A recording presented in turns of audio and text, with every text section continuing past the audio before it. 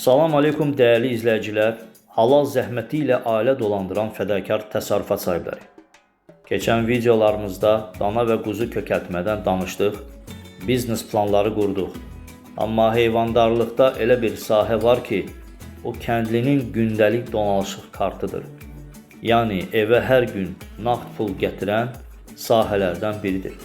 Söhbət südlük inəkçilikdən gedir.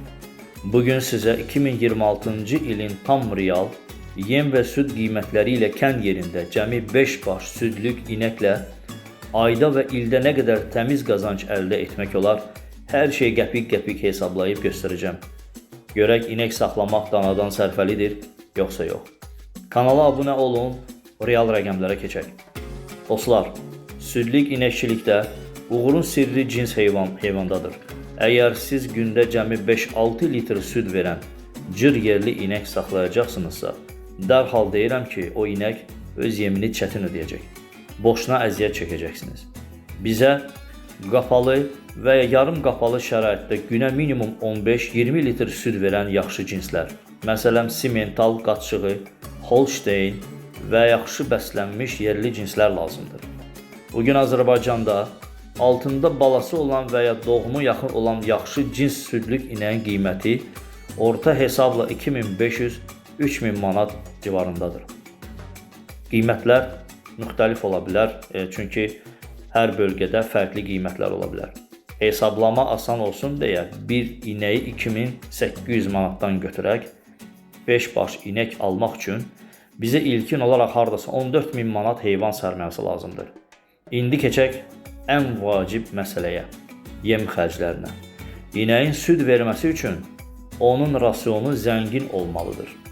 Bir südlük inək günə orta hesabla bir pres yaxşı yonca otu, bu da 4 manat 20 qəpik edir və südlüyü artırmaq üçün minimum 4-5 kiloqram qüvvəli yem, arpa yarması, kəpək, qarğadalı və ya hazır südlük yem qarışığı təxminən 2 manat 50 qəpik yeməlidir.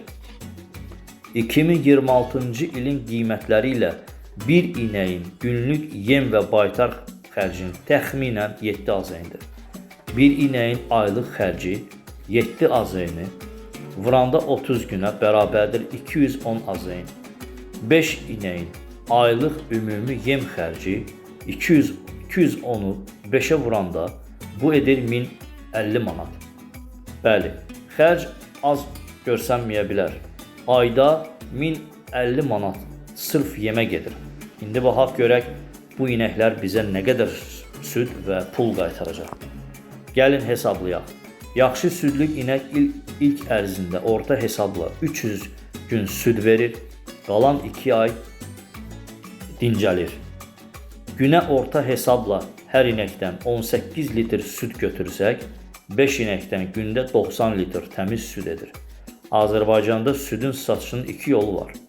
Süd kombinatlarına, zavoda topdan vermək.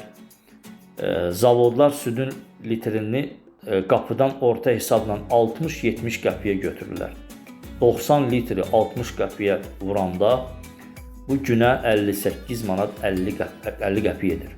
Aya eləyir 1755 manat ümumi gəlir.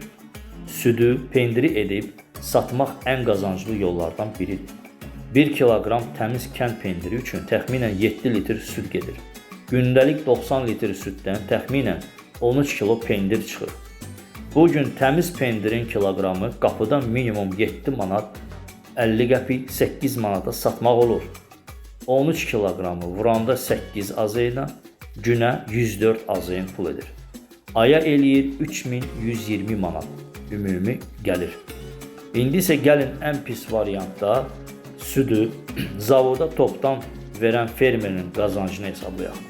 Aylıq süd gəliri zavod qiyməti ilə 1755 azayın, aylıq yem xərci 1050 azayın, aylıq təmiz qazanc isə 1755-dən çıxanda 1050 manat 705 manat edir.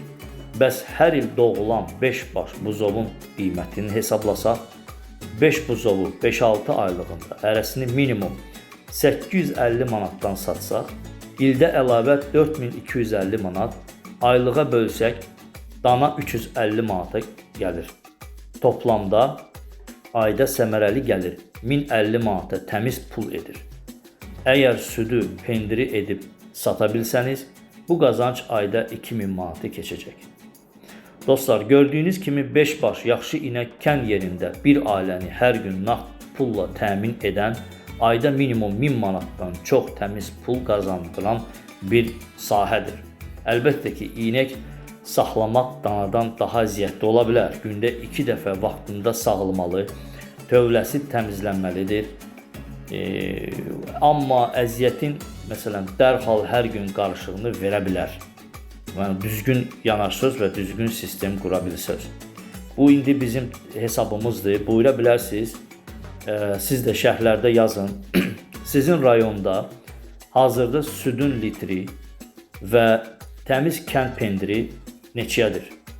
Buyurub siz də öz təcrübənizlə bölüşə bilərsiniz. Biz də məmnun qalarıq. Kanalımıza abunə olun. Növbəti videoda görüşənədək Allah sizin malınıza, təsərrüfatınıza bərəkət versin. Esselamu aleykum və rahmetullahi və barakatuhu.